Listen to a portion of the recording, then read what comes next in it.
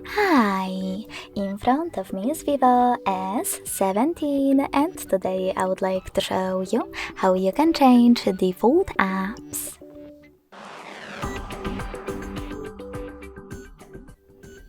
Start by going into Devices Play Store and downloading your new defaults. I already did that, so I can go into Devices Settings right away.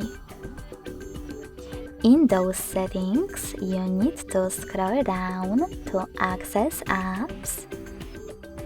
Then select Default Apps and click on one of those sections that you wish to manage. In my case, Browser app. Now just tap on your new downloaded one to apply it and go back.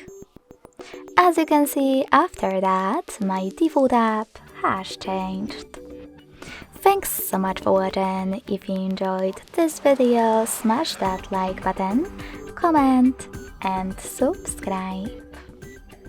Bye!